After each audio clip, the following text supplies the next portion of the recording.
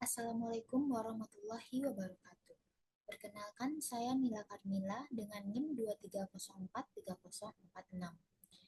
Baiklah, pada kesempatan kali ini saya akan mempresentasikan tentang materi saham preferen dan kebijakan dividen, di mana materi ini terdapat pada mata kuliah Akuntansi Keuangan Menengah 1. Beberapa poin yang akan saya jelaskan tentang saham preferen dan kebijakan dividen ini diantaranya yaitu yang pertama, pembagian dividen saham preferen non-kumulatif dan non-partisipatif.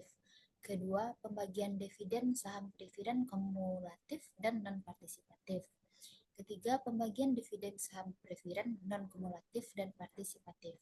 Keempat, pembagian dividen saham preferen kumulatif dan partisipatif. Selanjutnya, penjelasan tentang kebijakan dividen yang terdapat dalam beberapa bentuk. Yang pertama ada cash dividend, property dividend, liquidating dividend, dan share dividend. Saham preferen dan keistimewaannya dalam pembagian dividen. Saham preferen adalah salah satu jenis saham yang memberikan hak istimewa kepada pemegangnya dibandingkan dengan pemegang saham biasa. Keistimewaan utama dari saham preferen terletak pada prioritas dalam pembayaran dividen dan hak atas aset perusahaan jika terjadi likuidasi. Dalam hal pembagian dividen, pemegang saham preferen akan menerima dividen lebih dahulu sebelum pemegang saham biasa mendapat bagiannya. Dua sifat utama yang sering melekat pada saham preferen adalah sifat kumulatif dan partisipatif, yang memberikan tingkat perlindungan dan potensi keuntungan yang lebih tinggi bagi para investor. Yang pertama yaitu sifat kumulatif. Sifat kumulatif ini jika pada suatu periode perusahaan tidak mampu membayarkan dividen kepada pemegang saham preferen karena kondisi keuangan yang kurang baik, dividen yang belum dibayarkan tersebut tidak hangus. Sebaliknya, dividen tersebut akan diakumulasi dan menjadi kewajiban perusahaan di periode-periode selanjutnya. Hak atas dividen tersebut harus dipenuhi terlebih dahulu sebelum perusahaan dapat membagikan dividen kepada pemegang saham biasa. Yang kedua ada sifat partisipatif, di mana selain mendapatkan dividen tetap seperti yang telah ditentukan, pemegang saham preferen partisipatif juga memiliki hak untuk menerima tambahan dividen jika perusahaan memiliki sisa laba setelah membayar dividen kepada pemegang saham biasa. Ini memberikan peluang kepada pemegang saham preferen untuk mendapatkan imbal hasil yang lebih besar dari laba perusahaan jika performa keuangan perusahaan sangat baik.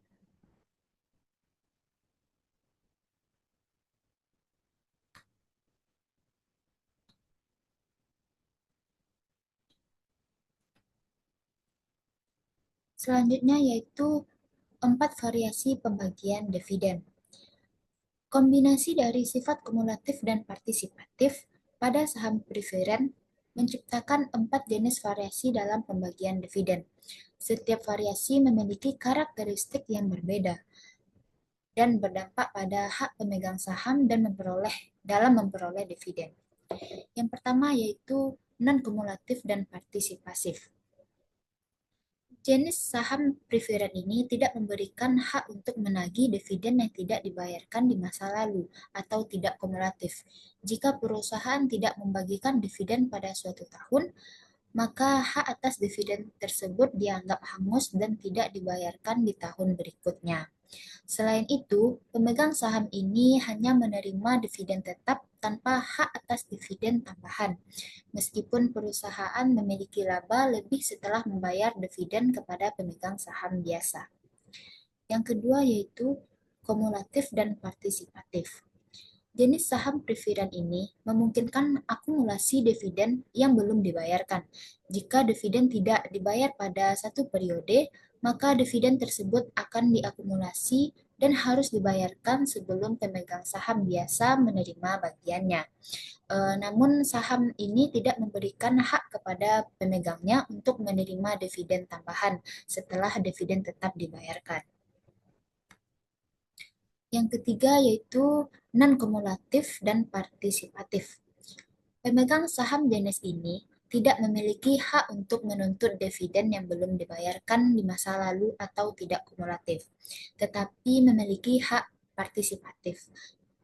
Artinya, mereka dapat menerima tambahan dividen setelah dividen reguler dibayarkan kepada semua pemegang saham. Tambahan ini hanya diberikan jika ada laba tersisa setelah semua dividen dasar terpenuhi. Yang keempat yaitu kumulatif dan partisipatif. Dividen ini merupakan jenis saham preferen yang paling menguntungkan bagi pemegangnya. Selain hak atas dividen yang belum dibayarkan atau kumulatif, pemegang saham juga mendapatkan hak atas dividen tambahan partisipatif jika perusahaan memiliki sisa laba setelah semua dividen reguler dibayarkan kepada pemegang saham preferen dan biasa. Selanjutnya yaitu ada 4 bentuk kebijakan dividen atau jenis-jenis kebijakan dividen. Dividen adalah bagian dari laba perusahaan yang dibagikan kepada para pemegang saham. Kebijakan dividen merupakan keputusan perusahaan dalam menentukan bentuk, waktu, dan jumlah dividen yang akan dibagikan. Kebijakan ini penting karena mempengaruhi kepercayaan investor dan kondisi keuangan perusahaan. Berikut ini ada 4 bentuk umum dari kebijakan dividen. Yang pertama yaitu cash dividend atau dividen tunai. Ini adalah bentuk dividen yang paling umum, di mana perusahaan membayar dividen dalam bentuk uang tunai. Dividen tunai biasanya dibayarkan secara langsung ke rekening pemegang saham dan mencerminkan kondisi keuangan yang sehat dari perusahaan.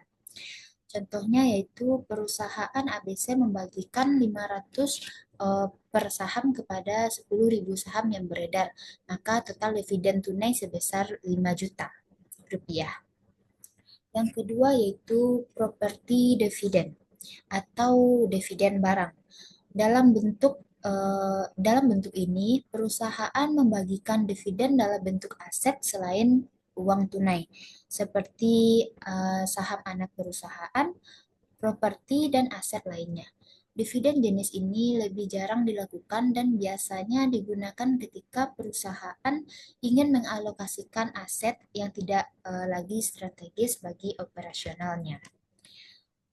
Karakteristiknya di antara lain yaitu jarang digunakan karena penilaian aset bisa rumit, lalu dinyatakan sebesar nilai wajar aset yang dibagikan, dan dapat menimbulkan keuntungan atau kerugian yang harus diakui dalam laporan keuangan. Contohnya yaitu perusahaan membagikan saham anak perusahaannya sebagai dividen kepada pemegang saham induk. Selanjutnya yaitu ada liquidating dividend atau dividen likuidasi yang merupakan dividen yang dibayarkan dari modal perusahaan bukan dari laba. Jenis ini biasanya diberikan ketika perusahaan mengurangi skala bisnisnya atau melakukan likuidasi atau penutupan usaha sehingga investor menerima pengembalian modal. Disebut juga dengan dividen likuidasi yang dibayarkan kepada pemegang saham yang berasal dari pengembalian modal bukan dari laba, yang memiliki beberapa karakteristik diantaranya yaitu tidak berasal dari laba ditahan tetapi dari modal perusahaan, lalu mencerminkan pengembalian investasi pemegang saham, dan merupakan tanda bahwa perusahaan sedang membubarkan sebagian atau seluruh aktivitasnya. Contohnya yaitu perusahaan membagikan sebagian asetnya kepada pemegang saham karena akan menghentikan operasionalnya. Lalu yang keempat yaitu ada share dividend atau dividen saham, di mana dividen saham ini adalah dividen yang dibayarkan dalam bentuk saham tambahan bukan uang tunai. Karakteristiknya yaitu tidak mengurangi kas perusahaan, menambah jumlah saham beredar sehingga bisa menurunkan harga per saham. Proporsi kepemilikan pemegang saham tetap sama. Contohnya yaitu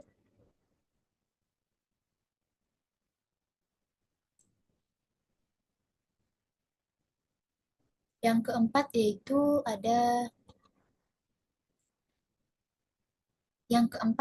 ada share dividend atau dividen saham.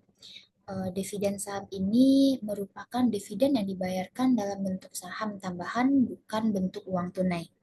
Beberapa karakteristiknya yaitu tidak mengurangi kas perusahaan, menambah jumlah saham beredar sehingga bisa menurunkan harga per saham, proporsi kepemilikan pemegang saham tetap sama. Contohnya yaitu perusahaan mengumumkan dividen saham saham 10%, yang artinya setiap pemegang 10 saham akan menerima satu saham tambahan.